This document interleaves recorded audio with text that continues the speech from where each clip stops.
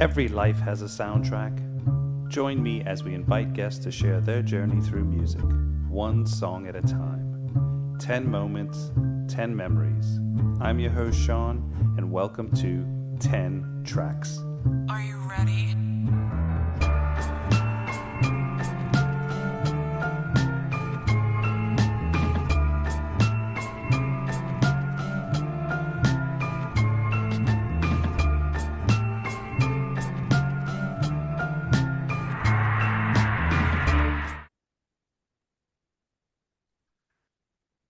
Welcome to 10 Tracks. My guest today is Fanny Triston.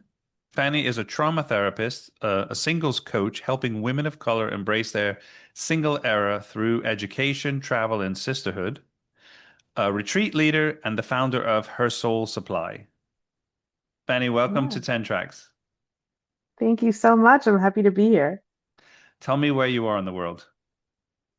So I am calling in from Brooklyn, New York City. That's home. hmm Where did you grow up? So I grew up mostly in the suburbs of New York City. And so New York City was something that was always close to home for me. But I'm actually originally from Peru. I am Black Peruvian. I was born there. I came with my parents when I was just about 3 or 4 years old. And so I was very, very young when I came to the States. So I grew up predominantly in the US, but the majority of my family is in Peru. Okay.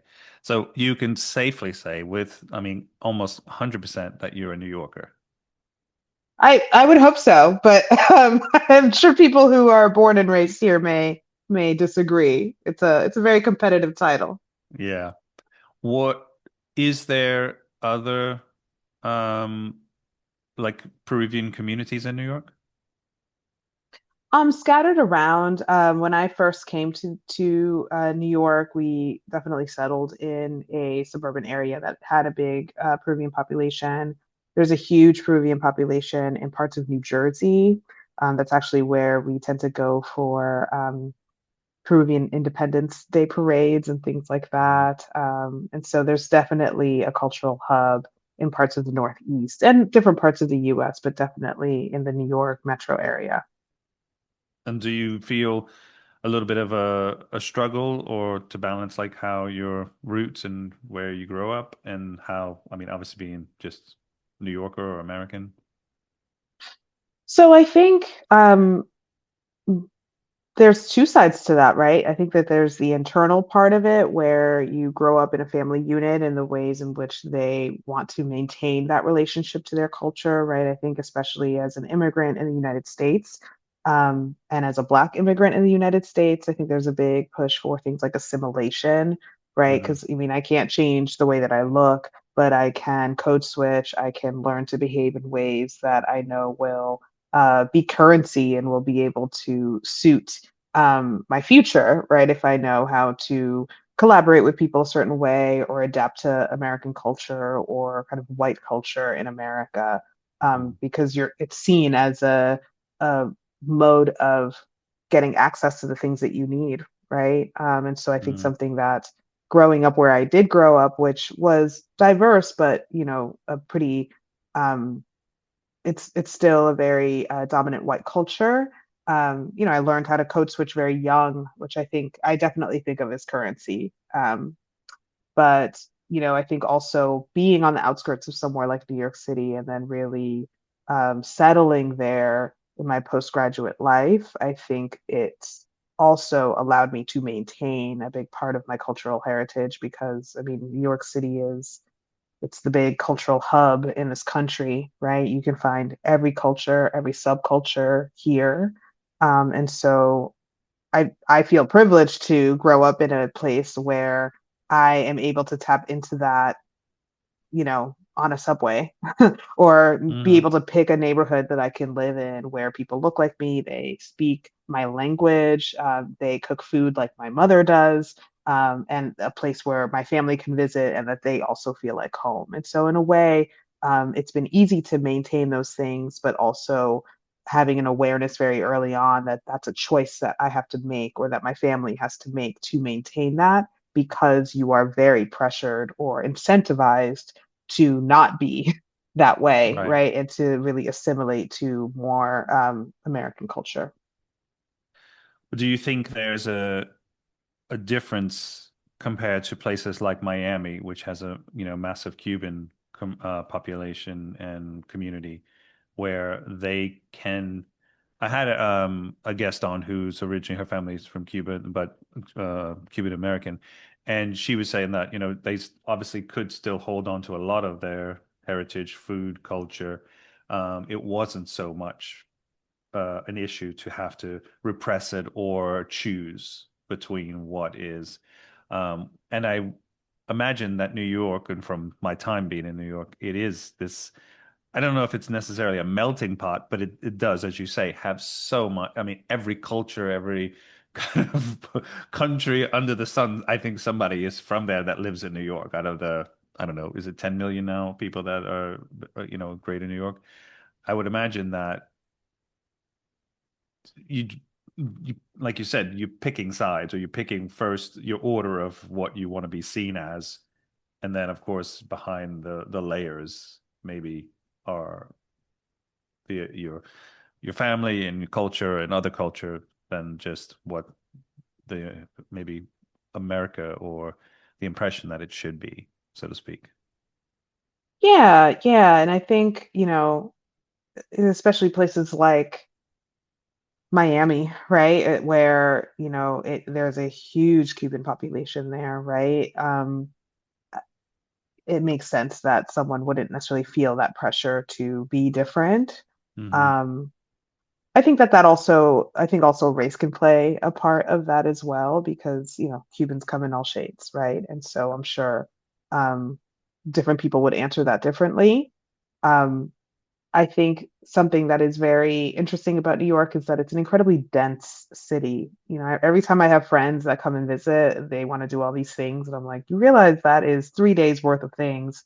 Even though on Google Maps it says it's only a couple miles away, it can take a lot to get to a couple miles, Yeah, yeah, because you for have to sure. ride the subway, because there are like I think something like 1,000 people live on one city block. It's a lot of people, it's a lot of maintenance, and so it's a very overwhelming city. But New York is very, like you said, it's not really a melting pot. I would call it more of a charcuterie board, right? It's just like this big table with lots of different things on it, but people kind of have their sections, and so it is Hmm. still a segregated city. It's actually one of the most segregated school systems in the U.S. Because of the way Interesting. housing works, the way that things are divided, and the way that the city infrastructure was built, that does is founded on a lot of racist values. And so we continue to live those things and live the outcomes of those decisions. And so I think, again, it's this conscious choice that people make where do you see it as a privilege that your neighbor is very different from you? And is there opportunity there to grow your own culture amongst that, whether it's in your building, your community? Um, or do you see it as this is annoying and weird? And so, I think that's how um, things like gentrification tend to be encouraged, right? Because people are okay with the mom and pop shops closing down, or there's no outrage around things changing that are a big source of community support. And that's something that's also rampantly happening in New York and has been for many decades. So I think, again, it's like a choice of how much do you want to engage in your community, even if people don't look like you, in order to preserve the cultural essence and beauty of what is this city and always has been. Yeah, I agree, and it's really sad to hear when local shops and part of the community that was actually a staple in communities just disappear, or the rents go up so much that they want to put a Starbucks, which I'm not a fan of Starbucks, and there won't be a sponsor of this podcast. But just things like that. These just bubblegum things that were just nothing to do. They really don't have any kind of historical relevance to the community. One other thing I was thinking when we were just talking was New York, you also have this added pressure of places like New York that I don't think you have in other cities, or definitely like not Miami. So you're already, besides the cultural and the differences, and where there's already this pressure of identity, you also have this kind of urgency, which is we live in New York, everything goes 16 times the speed compared to LA, Chicago, maybe even, or other major cities. And it's this kind of dominance. And if you're not going to do it, I'm going to take that spot. So, regardless of race, religion, there's the pressure of so many people fighting for the same, uh, piece of the pie, which I think is that added pressure of like you said, it kind of makes me think, well, yes, I want to stand out and I want to be who I am and I want to celebrate where I come from. But at the same time, I just need to get through this to get that, which is my piece to kind of put me into a more financial, desirable kind of. I don't know if that makes sense, but that's kind of what I got. I mean, I never lived in New York, but I've spent a lot of time there. So, Yeah. No, I mean, I think that that's definitely an element to it. New York is kind of one of the, or maybe the capitalist capitals of the yeah. US, right? It's the hub for that, right? This is where Wall Street is. Um, I also think that New York has always, since the Industrial Revolution, New York has always been a hustler's city, right? This is where innovation happened. This is where the Gilded Age began, right? Like this is where a Yeah. lot of innovation has been. And New York has always been a city that has always evolved. And it's interesting because it's interesting to um, live in a city long enough to watch it evolve. And I definitely think that that evolution has sped up because of the nature of technology in the last few decades, right? The change that you naturally see in cities and neighborhoods, I don't think have ever happened at the rate that they're happening today. And so I Yeah. think you really see that accentuated in a place like New York that has become a lot more capitalistic, a lot more individualistic. Um, and people have somewhere to be, right? It is very much a status symbol to be someone who can live here on one salary and still have a life of leisure where they don't work on weekends or they get to have a whole social life and spend $20 on their cocktails and it's not a big thing and go to brunch every weekend. Like that is seen as a luxury. Yet, Mm. a lot of people come here expecting Sex in the City, right? When, you watch that show, they were never on the subways. They barely interacted with people that didn't look like them, right? And so I think people come to New York with a very specific idea. And I think the rate at which capitalism has grown has wanted to appease that, right? Oh, New York is now a safe place to live. So, like, you can come here, you can send your kids here to college. And so I think it's really changed the nature of the city, where, I think if you ask a lot of other people that live here, there was something about the grit of this place that made it what it Yeah, is. yeah, for sure. There's something about the affordability of this place at one point that actually let artists thrive. I went to a talk with Moby actually Hmm. many years ago at the Brooklyn Museum, and he was doing a talk, and there was a whole Q&A, and someone asked him, what would you say to a musician in New York today about like how to thrive or how to make it, how to make your music? And his answer was leave.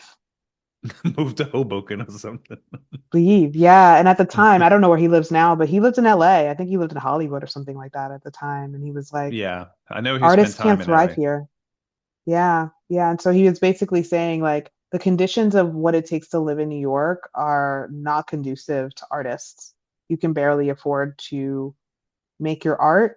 You can barely afford to make your art because you're hustling, because you have to pay your rent, because you have to eat, because it costs so much to live. And that's actually not great for creativity. And so you Right. need to, I don't know where you're going to go, but to be able to replicate maybe some of the aspirations that people have in the creative world of, the clout that New York has, right? Like the Basquiat and the Andy Warhols and just everything that's happened here, right? That's not being replicated. And New York no longer is a place in which that gets to really be um, grown because of how much it's advanced, unfortunately. Yeah, I remember. I think the first time was probably late 80s, early 90s, and I was about 18 or 19 when I went to New York and, spent a lot of time downtown and stuff. And then I remember in the mid 90s when I was living in the UK, I came back to visit. One of my friends was living on the Lower East Side. I think he was in Alphabet City. And it was pretty much a dump back then. It was a dive, Yeah. And then I remember hearing this song by Leonard Cohen about Clinton Street, which was around there, and music all through the night, which I guess was still very low rent, in his day or whenever he wrote that.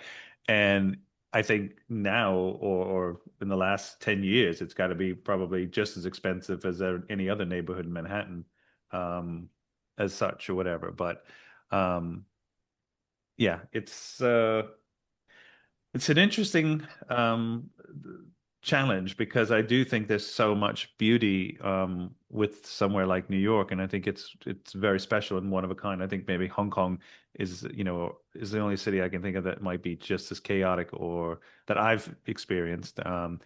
But in terms of Western wise, there's no other place like New York, good or bad. Yeah.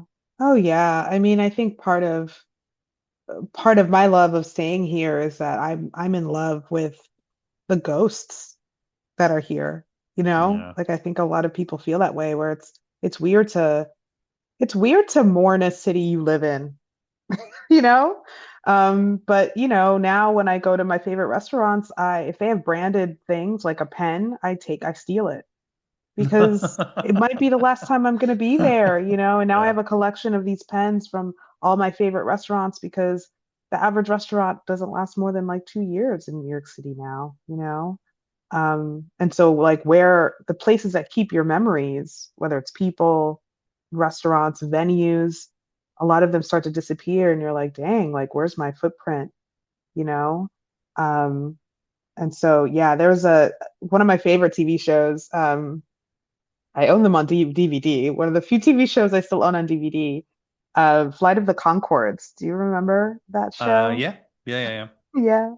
Yeah. And I rewatched it a few years back. I think it was during the pandemic. I'm like, let's rewatch Flight of the Conchords. And I'm like, what is it about this show that I love so much? And I feel like it was one of the last few things that depicted the Lower East Side, even Williamsburg, in a way where there was still like artistic integrity, Hmm. where there was still a little bit of grit, which unfortunately that whole brand of the art scene and all of that stuff is what made it a very commercialized thing and now something very unaffordable and unattainable for the kinds of artists that would live there, right? Like the people that they represented on the show. Yeah. And I think the Lower East Side, the history of the Lower East Side, I think is just really, I mean, it is also the history of music and what has happened to music since then. And I feel like it ended with Flight of the Conchords. Interesting. Let's jump into your first track. Okay, This is Lucia Campos, Lucila Campos. Mama Juanita. Yeah. So Lucila Campos is a Afro-Peruvian folkloric singer, and so she sings a lot of traditional Afro-Peruvian music inspired by the descendants of enslaved people that lived in Peru, which is my ancestry, and the kind of mixed flavor of um, the African influences with the Spanish guitar influences of kind of a colonized Peru. Hmm. Um, and, fun fact, people in Peru, or Black Peruvians, enslaved Peruvians, invented a percussion instrument called the cajon, which basically looks like it's a box that you play in the front, and so a lot of Afro-Peruvian music plays that predominantly, like very prominently in the music. Um, And yeah, so Lucila Campos specifically is close to my heart because she is actually my aunt. She's my relative. She's related to me on my father's side. I have pictures of myself with her. I was in the newspaper with her once. And she was a really beloved figure in the Black Peruvian community. And so when my family migrated here, it was just me, my mom, and my dad. We didn't have very much family or any biological family here. We definitely created kinship. But people knew who Lucila Campos was. She was actually a big part of how my father was able to come to the US. He was part of her band that was touring at the time. And that Oh, was wow. his first ability to explore the US and just leave the country at all because he always wanted to explore and leave Peru. And so, I think that Lucila was definitely the key to what became my future of not living in Peru, even though she Hmm. is such an icon of Afro-Peruvian culture and living. And so Mama Juanita is a song about just like the women in our culture and how they gather. And it's, the kind of music that my mom would play in the kitchen on the weekends or clean the house in. And the sound of the song is very iconic of just the genre of Afro-Peruvian music. Yeah.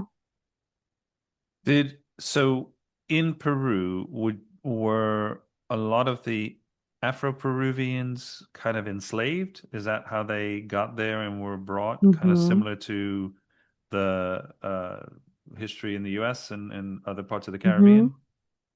Yeah, so they were a part of the transatlantic slave trade. Wow. So, I mean, Brazil is right next door, right? And the majority of people who were brought over as enslaved people actually went to South America. Most of them ended up in Brazil, right? I mean, it was started by the Portuguese, the Yeah. transatlantic slave trade. And so Peru definitely was a part of that. Um, and yeah, it's a whole community of people. There's a whole history. Um, and there is, a lot of people don't think of Black Peruvians, right? I think, especially in the US, there isn't very much education. Maybe that has changed now, but growing up, there was not anything in my education around the diaspora at all, right? And so people grew up with this understanding that like Black Americans, like if you were Black in America, you were Black American. And so people thought it was odd that I spoke Spanish. They thought it was odd that my mother didn't speak English and only spoke Spanish, that I ate Latin food. And so, I think when people ask me or they realize that I am Latina, they assume I'm Cuban or they assume I am Panamanian, because that seems to be a common reference for Black Latinos. But in Peru, Black Latinos in Peru make up only about 2% of the Peruvian population. So that's really, really small. Mm. We have a very small, tight-knit community.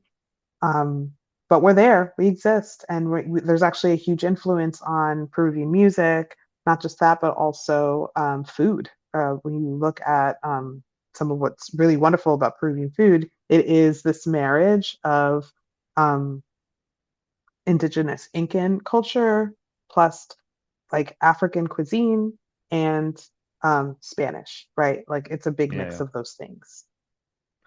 But how are the Afro-Peruvians treated now in Peru? I mean, racism is still very prominent, right? I think some of the motivations that my parents had about leaving Peru was about opportunity, economic opportunity. I think, as it is replicated in so many other parts of the world, is that the darker you are, the less opportunity you seem to have. And so, Black Peruvians often are. In careers that are a little bit more related to the stereotypes that you think about, right? So, sports, training, um, domestic housework, childcare, right? Hmm. I would say a lot of the people in my family have fallen into those categories. Um, And I think my parents just wanted me to have more options. And so when the opportunity came up to come to the US and explore that, my father came here first, um, through, with my auntie, and was able to really establish a life for himself here. And then my mother and I came after. And so, I think that was really the breakthrough that created opportunity for me to be able to, go to higher education. I'm the first in my family to go to college. And so I think things have gotten better, when I speak with my cousins now, I think they definitely know that they are part of a marginalized community, but they are also now able to go to college and things like that and travel. And so, I think that it's gotten better, but my parents definitely go back to Peru and visit, and they get ID'd about going to specific neighborhoods or certain restaurants. We go back home to Peru, and we celebrate the family, so we get a little lavish, or we rent beach homes, or we take everyone out and treat them, and then oftentimes people will look at you sideways, um, like, why are you, what are you doing here, kind of vibe. And so it's definitely still there, definitely still very prominent. Oh, wow. Okay, that's interesting. Tell me a little bit about your work and how you got started. Yeah, so my background is in mental health. So I'm a licensed clinical social worker. I have been in the social work field now for almost 20 years. I would say 18 years now. I started off my career in a lot of crisis care. I worked in child welfare. I really cut my teeth in mental health working in a psychiatric emergency room in a mobile crisis unit around New York City. And so I just have always loved working with people. Hmm. And I have always been interested in systems because, I was an immigrant, I was Black, I was a girl, right? Like, I think I always saw myself on the margins of a lot of systems. And so I just became really interested in it once I was in college and learned about social work and learned that, oh no, like, the world is made of systems, and culture, society is made up of systems, and there's a whole social welfare system. And so that's really where I started off my career. And so I spent most of my 20s, being this like adrenaline junkie social worker, running around New York City, going to court, working in ERs. And it was awesome. I loved that experience. I learned so much. My threshold is quite high when it comes to understanding the challenges and difficulty and trauma that is of everyday life, because I worked in a revolving door of crisis for many many Yeah. years. But I loved it because it made me feel like I had a purpose in supporting people and making their days a little bit easier. But of course, like any of those jobs, like, you get burnt out. So I started wanting to do a little bit more training around more long-term care. That's how I discovered psychotherapy. I started doing more training around trauma, and then I started my private practice in 2020. And so my first practice is a psychotherapy practice. It's called Restoring Space.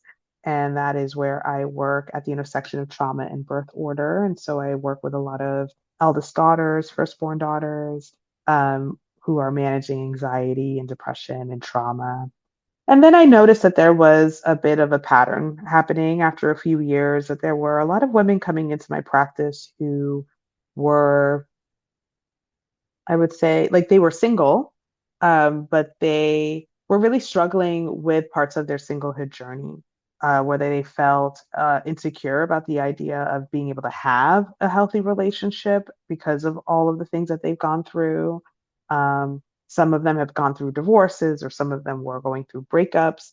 And there were ways that I wanted to support them that felt very limited by the medical model of my therapy practice, where I have to diagnose you and I have to give you a treatment aligned with that diagnosis, like any kind of medical treatment, right? Hmm. But as someone who also struggled in their singlehood journey, there were certain things that I had done in that era of my life that continue to flourish today, many many years later, around my own self-discovery journey. And I knew I wanted to give that to them, And I couldn't do that in my practice. I wanted them to travel, I wanted them to connect and meet. And so that kind of became the foundations of Her Soul Supply, which is my coaching platform and social club for single Black and Brown women. So tell me, let me try to understand this a little bit more. So a lot of these women who you connected with were either not in relationships or they might have been divorced. And so a lot, maybe they had gone through previous trauma. This could be something that they may have had in Mhm. the background in their life. Uh, Yeah, some of them have, but a lot of them didn't, right? I think Okay. that what I found is that a lot of women were looking at singlehood at a certain age as a symptom of a bigger problem. And so, I think like a lot of motivated women, they want to go solve their problem and they went to a therapist. But what I often found is that, yeah, for some women, of course, there's underlying things that are happening. Trauma is something that is very underdiagnosed. But for most of them, I think that they were over indexing on this idea that being single was a problem, and it's not, Right. right? Exactly. Singlehood, They thought they yeah. had a problem because they were single, basically. Hmm. Okay. Yes, yes. And I Wow. think that that becomes a little bit more exacerbated when you're in your 30s, you're in your 40s, or you just had certain expectations about where you would be in your life and that it wasn't matching up. And so I ended up doing a lot of education around what patriarchy meant, um, around just certain psychological concepts to help them understand how they're not necessarily the problem. Yeah, do you have maybe some things to work on around building trust again, how to communicate better, right? Like, yes, and those are things that I definitely teach in Her Soul Supply. Mhm. But that's not necessarily what's going on, right? Like, you are Right. part of a system, like we all are. And are you navigating it in a way where you're not internalizing that as something that's wrong with you, but recognizing that there's actually a big societal issue that's going on in relationships, in the opportunities that men versus women have, that is actually causing you to be a little bit more isolated in your experience. And so, how do we get you back on track in a way that isn't necessarily about finding romance, but is about no longer centering romance as this key to happiness? Because that's what Right. women are taught, right? That's what we're raised to believe. That's what every Disney movie has told you would happen, right? Hmm. And what eventually became the romantic comedies, right? And so it's really about helping them deprogram some of that idea of a partner being this key to happiness, when in reality, there's so much you need to know about yourself for you to even identify who the right partner is for you. Right. Absolutely. Did you notice um because you work primarily with women of color.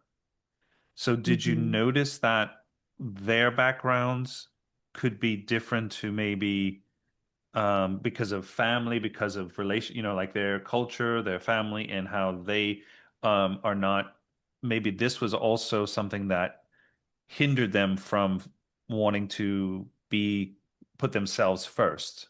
And Mm, because maybe their families and what they've seen, how the mother or their mother or the women in their life has been, their role. Whereas maybe I'm not bashing on white women or anything like that, but I'm just saying, whereas maybe they've just kind of had a different type of freedom, whereas there's might be more pressure in other communities to feel like, no, we have to put the community first, and I put myself second or third over everyone else or something. I don't know. I'm asked. That's what I'm. yeah. Yeah, I mean, I think that there's definitely something very systemic that is impacting the quality of life for Black and Brown women versus white women. And I say that because, Her Soul Supply, it curates offerings that are really targeting the issues that are specific to Black and Brown women. It is open to all, but I think it's with the understanding that we're going to talk about race. We're going to talk about how that's related to class. We're going to talk about discrimination in terms of Western beauty standards, right? And so if Mhm. you're down with that, you're welcome, right? But what we're not going to do Reality is to check. like, yeah, exactly. We're not going to kind of elevate any notions around like white supremacy at whatever level, right? Yeah, Even yeah, for sure. subliminal.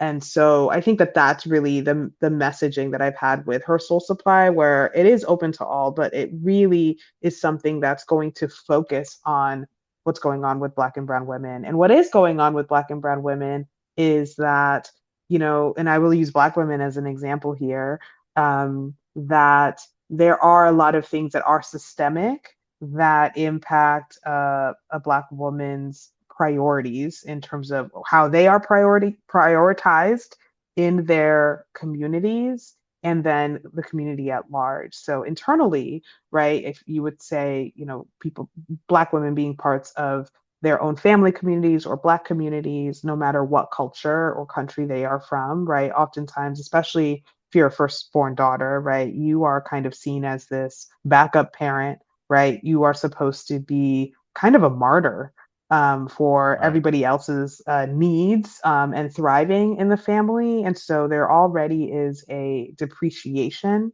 of your value, and you are kind of trained to be that way. I think also in a lot of other communities, especially like Black American communities, like there's such a, you know, there is so much systemic oppression, right? In Black communities, like Black communities are very over surveillanced, right? A majority of people that are imprisoned are Black folks, mostly Black men, right?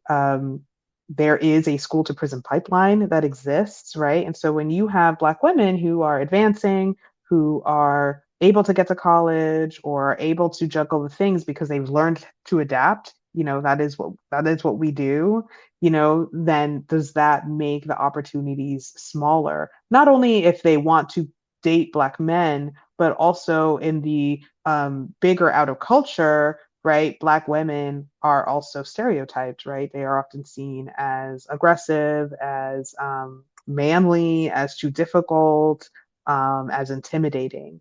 And so, Hmm.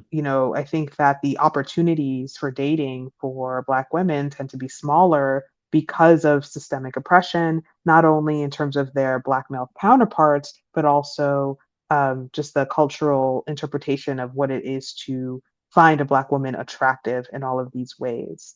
Um, and dating data shows that, right? I think this was a few years back that OkCupid came out with data about, you know, what is attraction, right? Like what is their data showing? And I love looking at data Hmm. around dating because, I think it is some of the most honest collection of data of what we really think about people.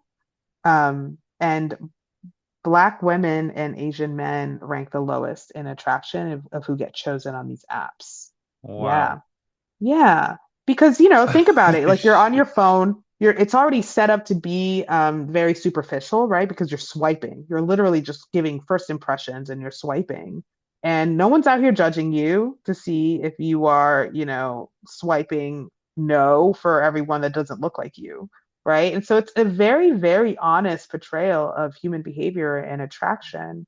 Yeah. And so to me, it just really validates the narrative that women, that especially Black women, are experiencing around the idea of, okay, like who thinks I'm special, who recognizes me holistically as someone that is magnetic, right? Or do I have to fight against stigma and um, scarcity because of what happens to people within my community, right? I don't think we talk about that enough, right? And so I think that data like this can really put that out on the table and say, okay, can we talk about why a lot of people think of Black women as aggressive and why it's a problem to identify Black women in that way?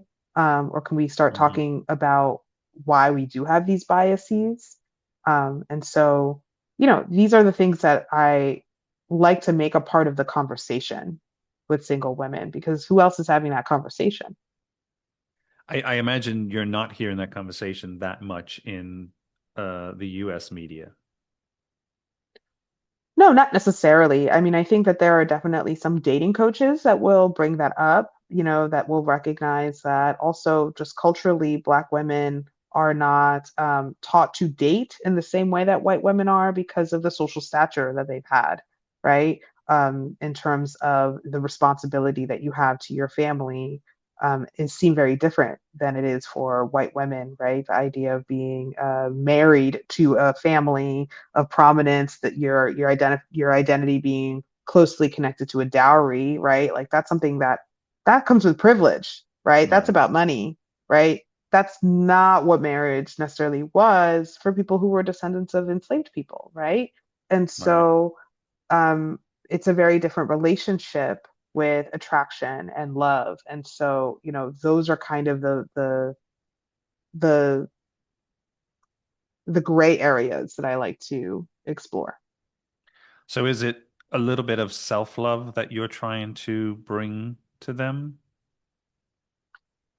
I think that for some people it's some self-love, but I think for a lot it's community, Right. right? Okay. It's being able to identify the tools that you need in order to continue to build wealth without having a two-income household, right? If you want to buy a house, what does that look like if you're not married because you were told that the only reason you would buy a house is because you were married and you were going to have kids? Well, what happens when that might not be the plan? And can that still be the plan? And what are you doing for yourself financially to still make that happen for yourself, Right. right? Things around fertility, single motherhood, freezing your eggs, right? Like things you want to be able to collect these resources so that you can make the best informed decision that you can about what it is to still live expansively and abundantly, right? And not in this place where culturally the messaging is you are without, right? You are lacking. And so, if you're not going to be on this relationship escalator, we don't really know what to do with you. When in reality, single women, especially women as they age, as they get older, are like cultural icons, right? They're the ones that are kin keepers. They are pushing culture forward, right? Hmm. They tend to be on the right side of history. And so I think that we need to be able to honor that and elevate that and not tie women's value so much to their ability to get married. Right. Do you think religion plays a part in all of this? Oh, yeah. I mean, I think that religion creates a system of rules to abide by. And I think that it tends to harness a lot of guilt and shame for women. They may not necessarily say that publicly, right? But I do think that there is a level of guilt and shame around this idea of like, well, I have this womb and I never used it to create a life. My parents are getting older and they wanted grandkids and I can't give that to them. And what does that mean about me as a woman? Am I not as much of a woman if I cannot be a mother? If that is something that is revered in my culture, and revered in religion, oftentimes, especially for things like Christianity. And Yeah. so, I think that religion definitely plays a big part in it. I think sometimes religion will be what pushes women to settle and say, well, this is who God gave me. This is what's being presented to me, right? And then it Yeah. becomes a bit of an excuse for why we tolerate things that are actually not very healthy for us. I'm sure that's will go beyond just certain communities. I think people settle in general a lot In of times. general, yes. But when you add a few more layers of weight to it, it definitely. Let's jump to track two. This Hmm. is Ani DeFranco, Yes. Joyful Girl. Yes, yes. Ani DeFranco is someone I discovered in high school. Yeah, early high school. She was definitely a feminist icon that I gravitated towards a lot. Um, and I really love this song because it reminds me of just what I always was at my core as a young girl. I think that, as you grow older, you gain a little bit more wisdom, you learn how to navigate systems, and, young girl culture is very cutting.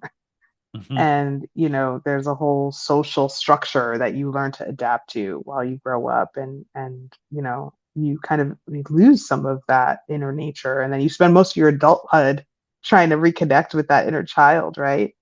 And I think that I remember myself as always having been someone, that has always been interested in people, that loved people, right? I guess you can look at it as people pleasing now, but I think I definitely loved celebrating people. I always loved making my friends feel good.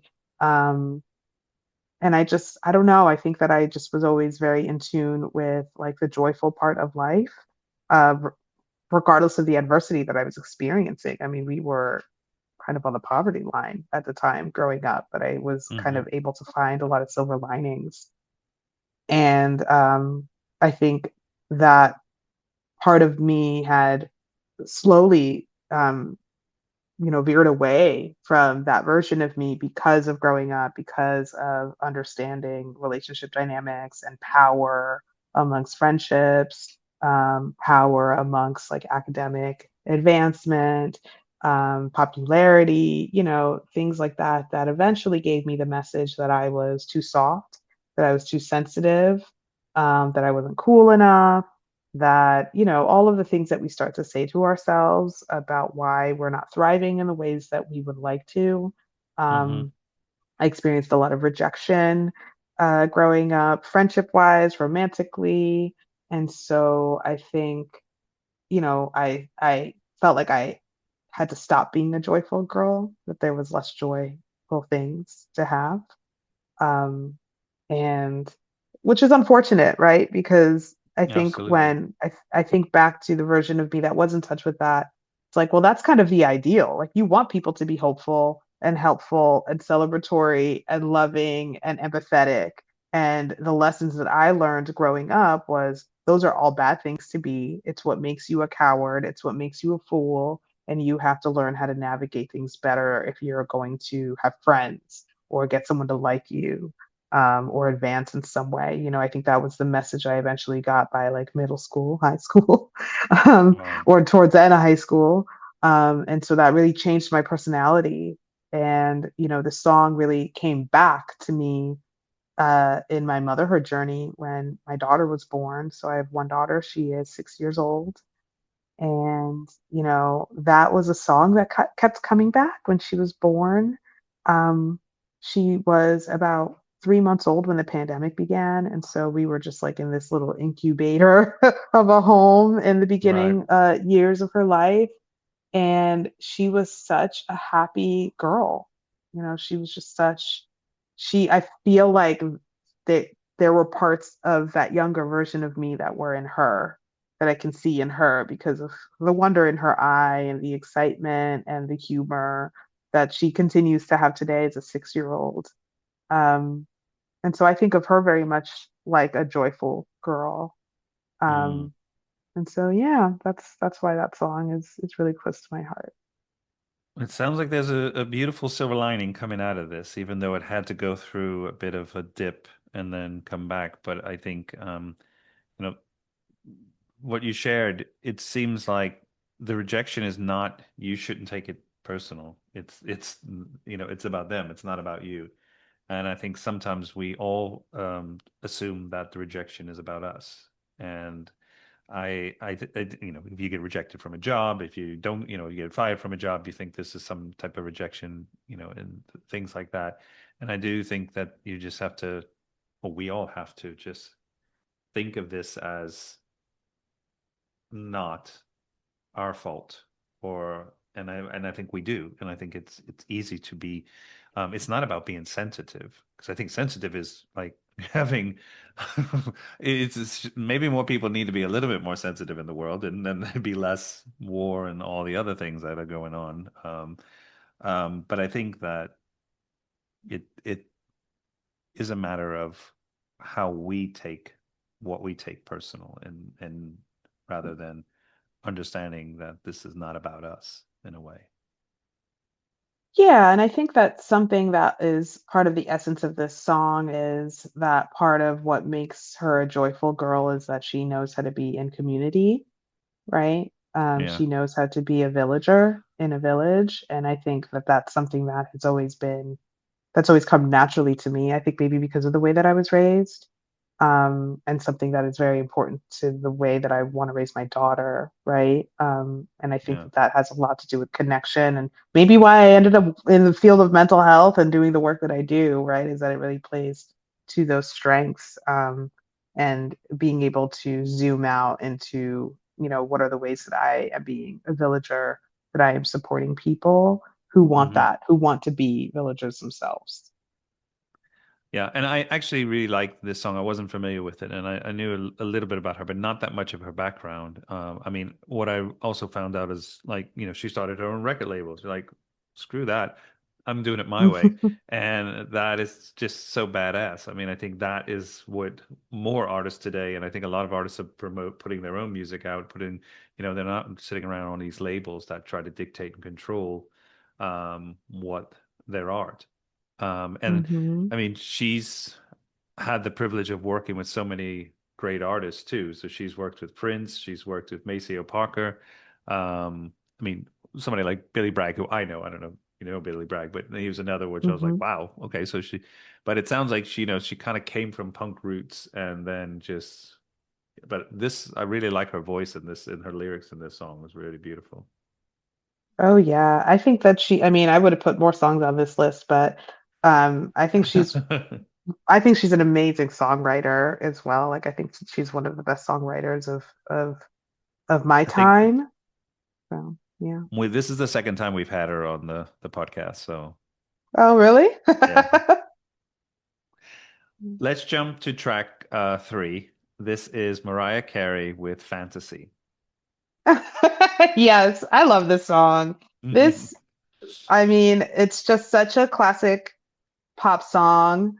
Um, it samples the Tom Tom Twins and the Tom Tom Club, Tom Tom Tom Club. Tom Club. Yeah, Genius of Love. Um, yeah, and I love David Byrne. I always love the Talking Heads, but I was obsessed with Mariah Carey as a child. I also found out that she was, her father was like Black Panamanian, she was mixed, and so she also had some like Black Latino roots, and Hmm. I was just obsessed with her. And the music video was actually shot in my county. If you remember the music video for Fantasy, she's at a theme park, she's on a Yeah. roller coaster, she's like in a parking lot dancing, and that was in this place called Playland in Rye, New York, which is in Westchester County, close to where I was growing up. And I would go there and like sit in the seat that she was in. Like I'd make sure that I was like in Oh that my front God. left seat. I was obsessed with her. And it was close to my home, so I was so excited to see that music video.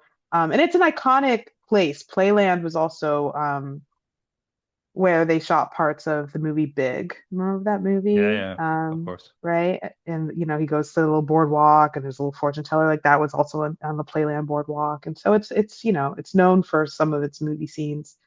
But emotionally, what also connected me to this song is that I feel like it describes the essence of like a crush, right? Like the idea of being a little space cadet because you're sitting there in your classroom just dreaming up, your little fan fiction of this Hmm. this person that you have a crush on, right? And it really is this like fantasy world that you go into when you have a crush on someone, and that definitely felt iconic of, you know, how I felt about every crush that I had. So, on the other side of, I know I mentioned rejection earlier. I think that, on the flip side of that is like the high of crushing on someone. And this Yeah. song is really iconic of that. I really love the sample of the Tom Tom Club and just her voice in it is really good. I mean, I'm not a huge fan of hers, just to be honest, and I'm a It's little okay. bit. I think some of that's the shell shock of her Christmas song, which every time I hear it is like, oh no, not that song. And I've heard it once in summer. I was in Spain on holiday, and it was in this hotel, and they played it and there was a lot of more retirees that were doing water aerobics or something, and they were playing that song. So it's kind of scarred me a little bit. But take that away, this probably is one of my favorites of her, and I think there's obviously a few others that I really, like. I think her voice is amazing, but I Oh yeah. think just I have to kind of keep that Mariah to Mariah Christmas, and I think she's writing another Christmas song. So oh no, it's Oh but yeah. it's all good. That's she's the Christmas queen now. Yeah. I mean, it's good. Well, if you make a Christmas song and it hits, then you're kind of set for, you could be set for life. So I don't know if that's hmm some truth in that or anything. But uh, in terms of like the music you listen to, um, is it, do you kind of relate more to female artists, or obviously, I know your mix just all music, but is there kind of more a relatable of putting yourself in there, or that kind of the because of the voice, maybe the narration, what they're saying? That's a good question. I think female artists have always been a big part of a big percentage of who I've liked. I don't think that's exclusive though. Um, there are a lot of male artists, a lot of like male dominated bands that I've always had affinity to that I've loved for years and years. Um, but I do, I mean, I definitely was I think I fangirl the most with some of the female artists, some of on the list. But yeah, I mean, I went to Lilith Fair like two out of the three times that it Hmm. happened. Like I was really into singer-songwriters in my teenage years, and so yeah, I think I've always been able to see myself in their writing a little bit more than some of the male artists. Tell me about The Village. The Village. The Village is my free community that I have at her Soul Supply for single Black and Brown women. And the Village is this hub where I provide some of those educational tools that I mentioned before. I share just different articles, data, writings, articles that I've written myself around the nature of singlehood today for women in their 30s and 40s. And it really is this hub where women can come and just react and respond to a lot of the things that they know that are not just happening in their own personal lives, but what is happening in public discourse about their singlehood journey. And so it's really where the community begins for a lot of the women that join. I have different workshops. I'll have special guests that I do interviews with and just kind of provide some exclusive content for them that isn't necessarily subject to the noise of social media Hmm. and the distraction that that causes, and sometimes the discourse that that can cause that isn't very rooted in female empowerment. And so that is part of that private space. And so yeah, it's a hub where women get to learn, they get to connect with other women. They also get access, early access to a lot of my in-person events that are in and around New York, as well as some of the virtual events that I offer. Cool. And this is they can communicate with each other on the platform. hmm Yeah, yeah, I think it really encourages connection between each other. It, you know, engages women to talk about their singlehood journey in a way that is a lot more empowering. Being able to explore like what solo travel means, what it means to travel with other single women, um, what it is to understand some of the statistics that are out there about what is going on for single women, um, how some of the things that are happening in culture affect them personally. Hmm. I think that those aren't always conversations that they see in their day-to-day lives. Do you think that women don't want to travel by themselves? I think that a lot of women don't feel as safe as they could in traveling by themselves. Um, I do think some of that depends on where you want to go. Right. Um, I think that solo travel is a little safer than a lot of people believe that it is if it's done a specific way. And so I think educating women around what that is, but also introducing women to the nature of travel as a therapeutic concept, right? I think that, a lot of people they think about travel as something that you do with a partner, or it's a honeymoon or something like that.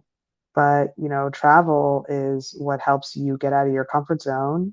It's what helps you leave your world and then come back and then see it in 2020, right? And be able to say, oh, wow, like, I don't need this. I don't need that. Okay. I, Yeah, I want this thing I learned that made me feel good. How do I incorporate that into my life now? Right. And so I think travel, whether it's domestic or international, right, absolutely. is essential to personal growth.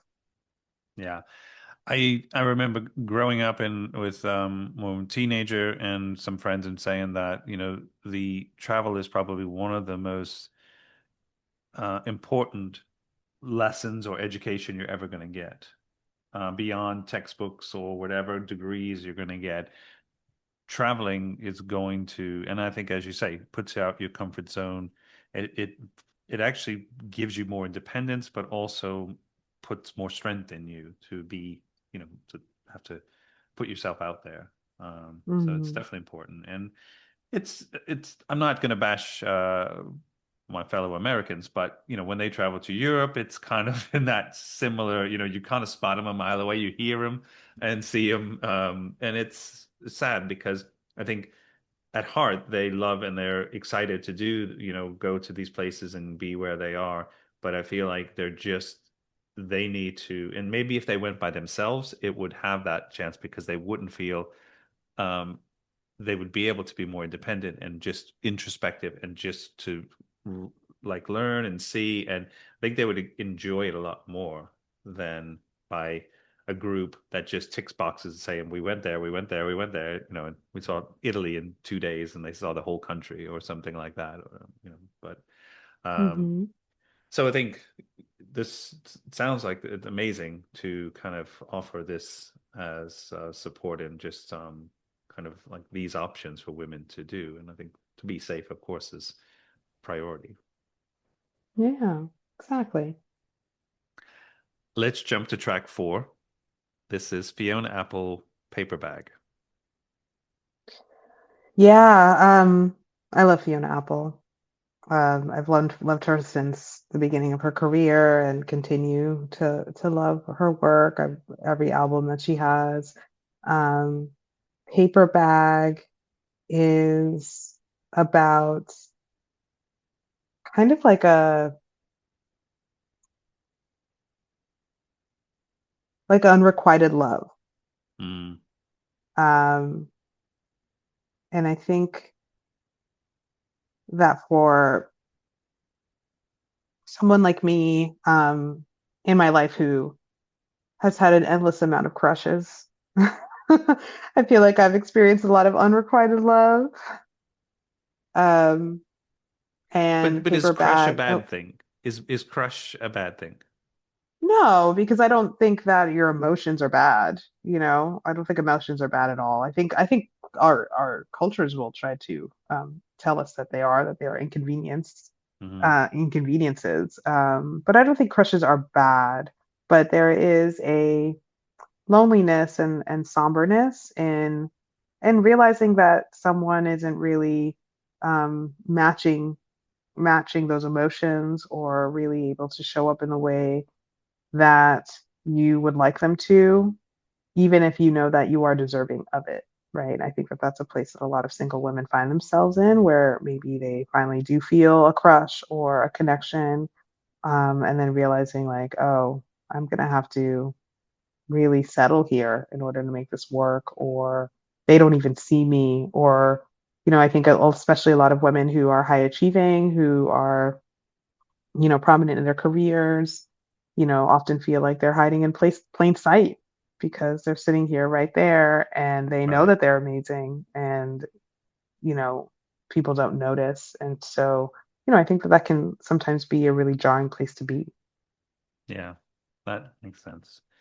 Because I'm maybe I was taking the crush in different ways because I think people interact with people throughout life. So although you Mm-hmm. may think, okay, well, I've met my soulmate, or if you believe in that, or even think, something like that, but it doesn't mean that you still don't have connections with other people.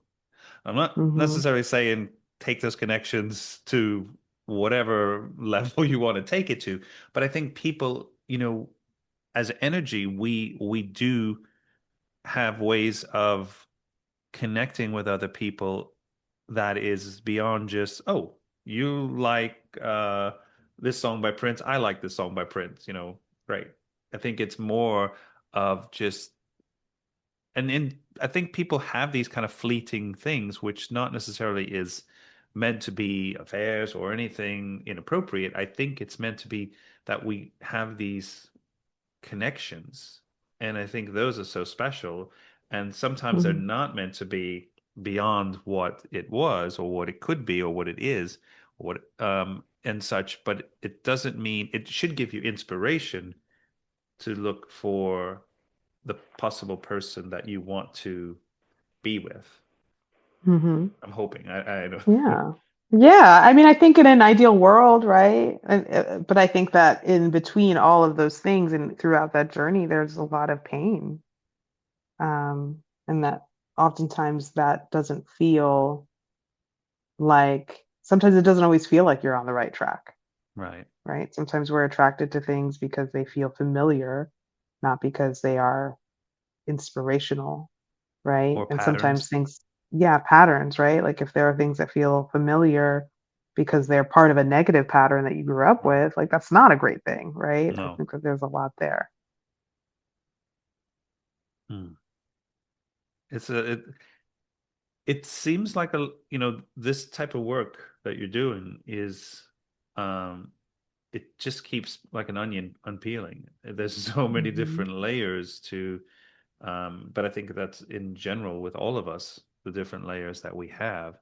But it seems like I mean, have there been breakthroughs with certain women or part of the community that really see how to take more empowerment themselves and to um, you know, feel kind of what you're hoping that they're going to move into? Yeah, and I think that for a lot of the women at Her Soul Supply, they are seeking a path that isn't dependent on romance, right? Not to say they don't want it, right? I think it's for the lover girl that just won't settle for less. Um, but I definitely think that Her Soul Supply has become a space where women are able to learn a little bit more about some of these concepts you hear about online, about protecting your peace and having boundaries and knowing how to communicate effectively. And then, they come to a workshop and they're like, wow, I don't know how to communicate effectively. Or, oh, wow, like this is actually what it takes to have a healthy relationship. And do I have the capacity to jump into that? Do I actually want that? Right? um, do I understand what my own values are, my own Mm, purpose, my principles, right? Is that something that I bring with me when I am dating someone as I assess whether they're a good fit for me or not, right? Or am I really just being distracted by superficial things or status symbols or right. um, certain things that I feel, or timelines that I feel pressured to meet? Would you ever do a workshop for men? Yeah, I mean, I think that men have a lot of their own work to do, right? And I also think that men learn a lot from men. And so, I think I have a lot of male counterparts, who are therapists, who are running men's groups, who are doing Hmm. a lot of this work on the male end. And I think that, I don't think that there's no part of Her Soul Supply that is all about being anti-men, right? I think Mm. it's more about a lot of women have been harmed by men, and so I'm helping them process those things.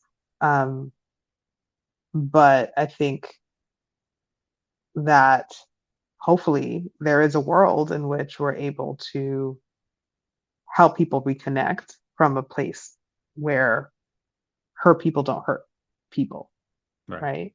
Exactly. I think a lot of the women that I work with recognize very much that they've grown up in a world that has a male a male aggression problem, that's oftentimes reframed as like a women's safety issue, right? I grew up in a time, I am living in a time where 1 in 4 women are sexually assaulted, Right. you know, like that's a reality for women.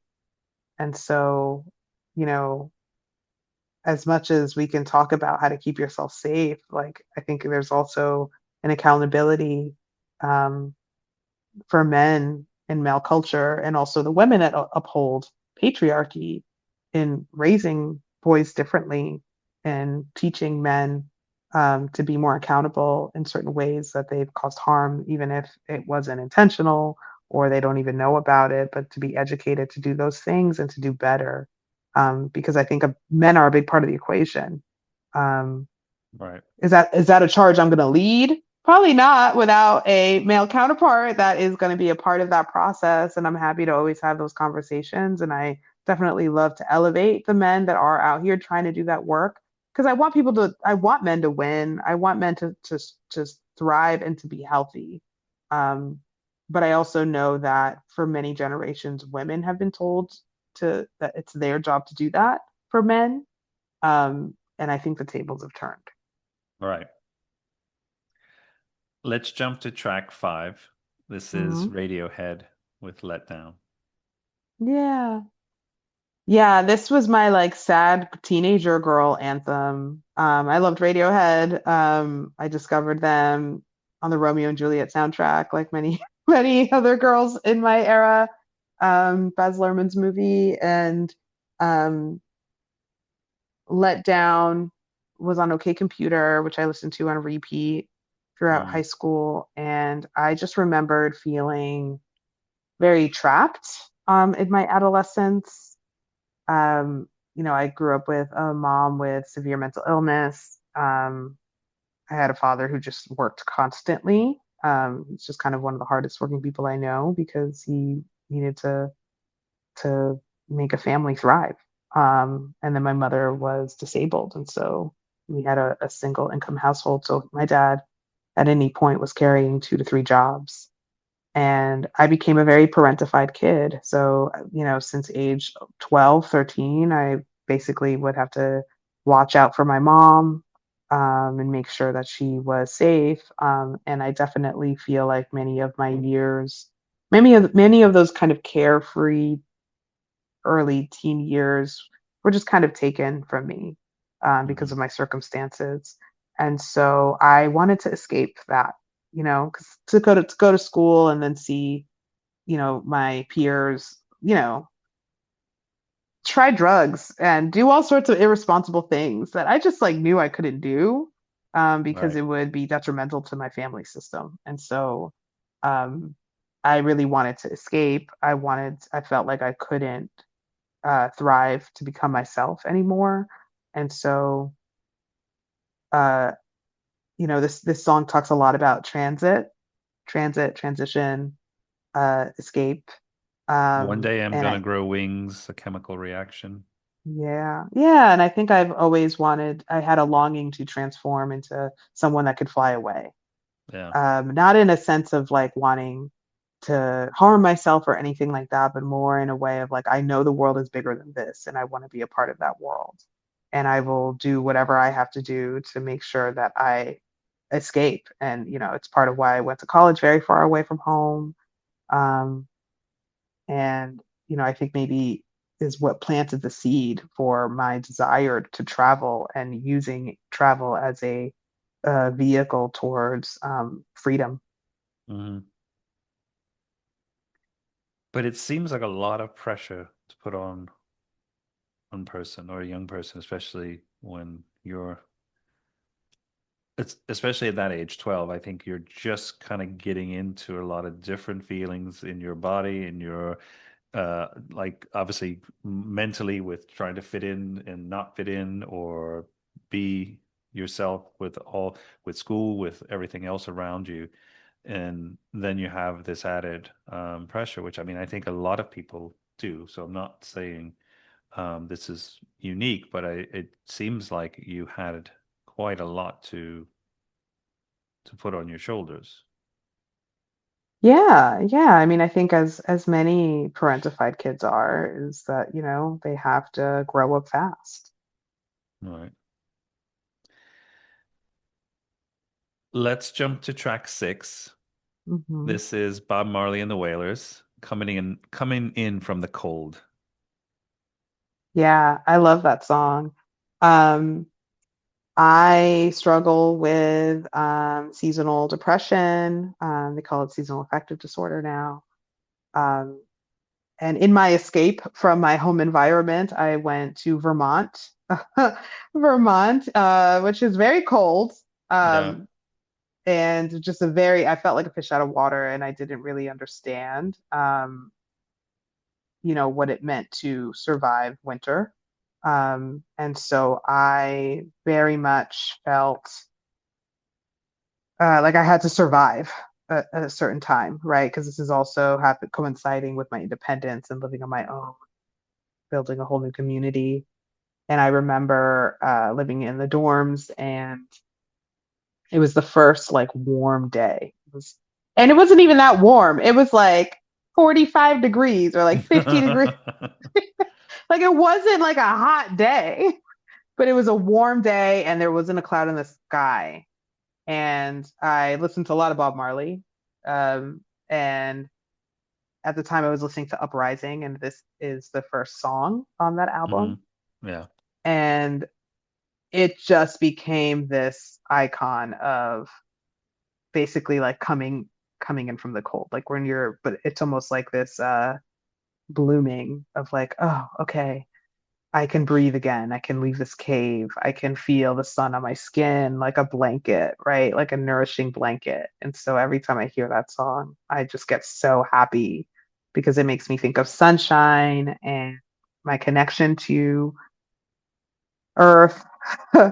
um, and joy and really surviving winters. So how are you with winters now in New York?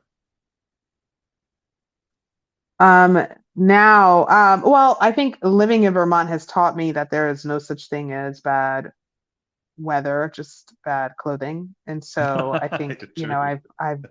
I've Love it. learned how to embrace winter differently. Is it still something that I struggle with? Definitely. No, New York is a very dismal climate in the cold weather. So yeah, I definitely miss the sun.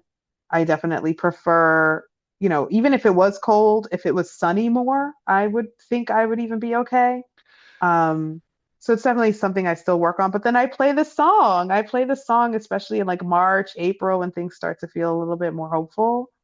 I really use it as almost like like a spring equinox type of Yeah. song that marks a transition.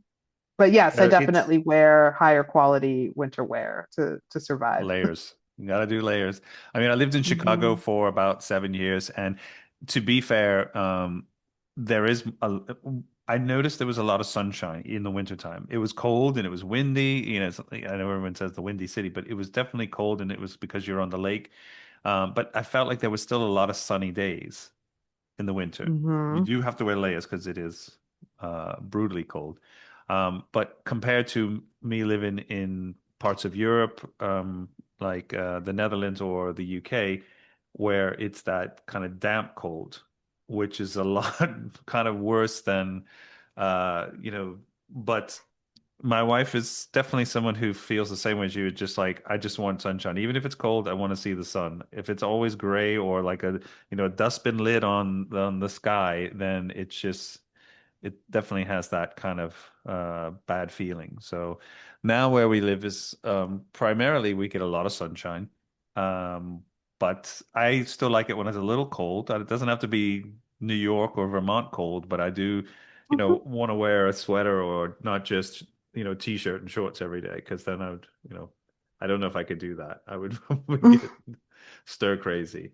But I really like this song by Marley. I didn't know it, so I'm not that familiar, or just a few of the songs off Uprising, but as a whole. But I really just his voice and the song itself. So this is a good surprise for me to just. So thank you for sharing that. Yeah. Let's jump to number seven. This is the Queen, Beyonce. Me, myself, and I. Yeah. So that was my breakup anthem. So the big kind of momentous, I mean, every breakup is momentous, but the one that really pushed me into this era of personal development was the breakup of a 4-year relationship that started in college and then moved to New York with me. And, uh, I was down, I was jonesing, I was, uh, you know, feeling all the feels of a breakup. And I actually didn't really care about Beyonce until I heard that song. I think it was on the radio somehow, Mhm. unless Spotify was a big part of my life at the time and it was just playing playlists. But I just remember it coming on and I was really feeling that song emotionally. I mean, I grew up in the era of Destiny's Child. I knew all the hits, but it was never anything that was personal to me. Um, and so when that song came on, it really, I just really identified with it. It felt like this perfect mix of like um, heartache, but empowerment of, Yeah. okay, it's me on my own and I'm going to figure it out and it's going to be fine. And, I'm going to thrive no matter what. And so it really became the soundtrack to really rising from the ashes. And I've loved her ever since. I saw her in concert last summer. It does. It definitely sounds like that. It's just like, you know what? All I need is inside me. I don't, forget about Hmm. you, forget about what you did. I'm gonna just focus on myself and put myself first. That's what I heard, which I think Hmm. is great advice for everyone because sometimes you have to be Hmm. selfish, and especially when you have gone through maybe putting other people before you for such a long time. Yes, exactly. Um, is there any artist that you didn't put on the list that is something that's kind of always on rotation or that's possibly, you know, super important to you? I mean, I've always been kind of like an audiophile. So I think, that list is too long to Mm. put in a podcast. I think I definitely have gone through eras of different genres. I was really into classic rock in college. I loved pop music as a child. I was obsessed with Hanson when I was a little, child. Like I was, definitely this teeny bopper. I had a whole punk rock phase. Um, I love like post-punk. Like I just you can't really put me in a box. I think lately I've been especially during hard times throughout my entrepreneurial journey, I definitely get nostalgic with music and I will Mhm. listen to more music of my childhood. I'm not putting on Hanson, but I will put Please. on a Tori Amos, I'll put on Fiona Apple, I'll put on, the women of my youth type of Yeah. music. Um, and so, I think, I used to love The Clash in college. I've loved Radiohead throughout my whole life, but I don't listen to them as much today. But I do love, I would say an artist that I have on repeat right now is Amber Mark, who is kind of a newer R&B artist. Okay. Well, I'm not that familiar. Do you see putting music into the work you're doing, or do you use music to support your in the community or in the village? Yeah, sometimes I definitely love making playlists. I love making collaborative playlists with the women in the group, which is fun. Especially a lot of the women's empowerment ones or the heartache ones, because music, like all forms of art, are vehicles or vessels to help us access our emotions And Yeah. so, sometimes when we can't identify or can't articulate how we're feeling, like music does. And I think that's part of what connects us so strongly to the art of sound. I mean, I don't know. I think obviously I'm a little bit older than you, but I remember, when I was dating or if me and a girl broke up or something, I would make her a playlist, a breakup playlist or something like that, and songs Hmm. that were important to me and give her this cassette that she would then remember me by or whatever. And sometimes it was very amicable. I don't think it was anything ever too challenging, but to the point of there was always that kind of playlist you can do, or you do a playlist in the beginning when it was first start seeing someone as well. But I don't know, Mm, maybe exactly. people make Spotify playlists or something now. Maybe it's not, obviously. Yeah. It's different. You're not giving someone a mixtape anymore. But I definitely still share playlists with my friends. I think that's something, especially my friends from my youth or something. That's Yeah, something they're used to getting from me. I do have. yeah. Uh, so this is track 8, Mark Mhm. Morrison, Return of the Tank. Yes. Yeah, I mean, I think that that's also very emblematic of my breakup, singlehood era is at some point when you get tired of being sad, you start to tap into what feels very freeing about your singlehood journey, and you feel like you have this comeback. And this song is very, very emblematic of a comeback song. I think I play this sometimes at karaoke. It's one of my Hmm. favorite karaoke songs. People love it. It plays in the club sometimes. It plays at parties, and people get really excited about it. So that's definitely um, something that I like to put on a list. Is something that really excites me.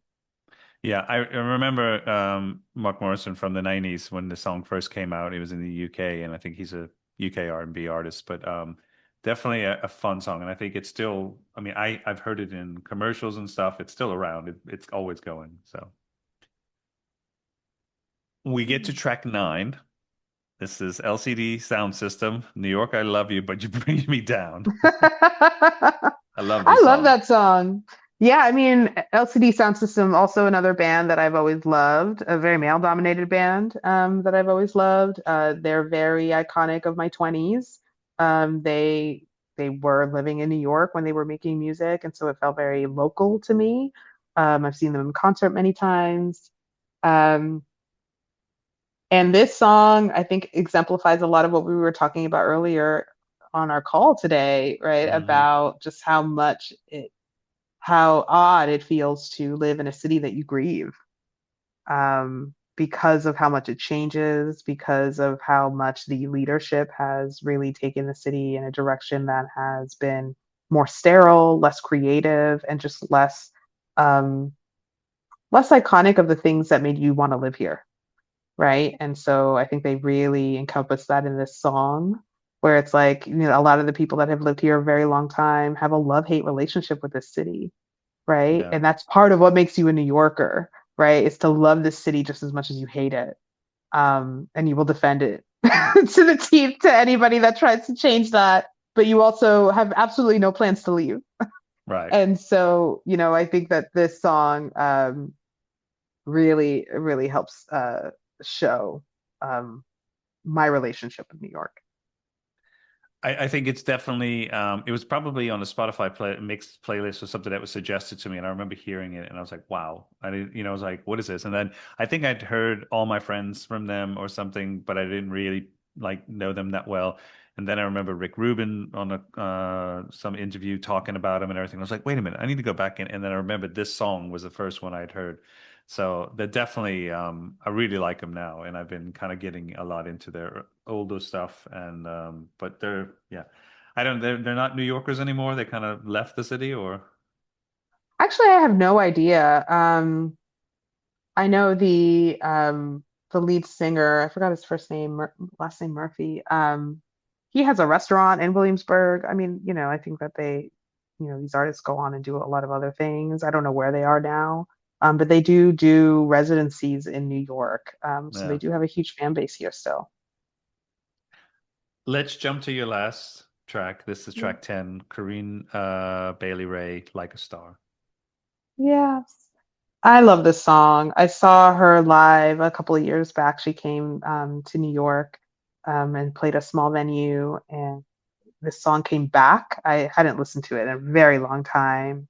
But she was singing it, and I just started crying because I realized that it reminds me of my current relationship, right? And what it actually feels like to be in love with someone um, without the bells and whistles, without the honeymoon of it all, where you recognize that you love someone so much that you are so confused as to how much how hard it is to maintain the love, right? And that it's not necessarily a choice to you to not to just opt out, right? And so Yeah, it forces you to have to be better and to work on yourself in order to really continue to make that love thrive because that other person becomes a mirror. And I think that that is very reflective of my current relationship, my marriage. that's beautiful. I love that. I like the song a lot. I think the first song I heard from her was Trouble Sleeping, and then obviously, her song Put Your Records On, which is a classic. But her Mhm. voice is beautiful, and I think so. I could just imagine, this song I've heard, like it's on some rotating playlist here and there, but just sitting and listening to the words, I think that would be kind of when you can take that time. Fanny, what's the best place for people to find you? Is it your website, on social media? Yeah, so people can learn more about Her Soul Supply on the website, hersoulsupply.com. I'm also on Instagram and TikTok at Her Soul Supply.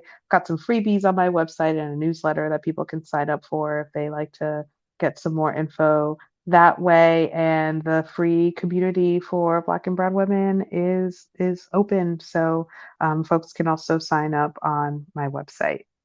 And this is women from anywhere in the world, or is it mostly Mhm. local to the tri-state area? Or It's for women all over the world because it is a digital platform. Some of our events are local to the New York metro area, but we will also be having retreats around the world. wow. Thank you so much for being on 10 Tracks. Also for sharing your story and the work you're doing. I wish you the best success, and I hope that you keep to support women like this. I think it's a beautiful thing, and I hope it continues to grow. So, When we say goodbye, I always say to my guests to be kind, be humble, be love, and I wish that to you. oh, thank you so much, Sean. Thank you for having me. Thank you, Fanny.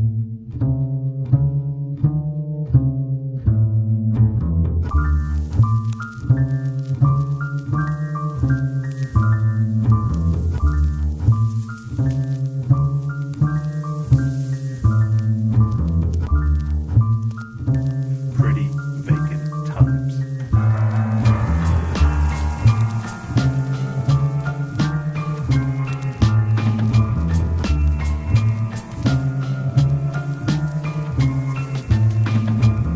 Are you ready?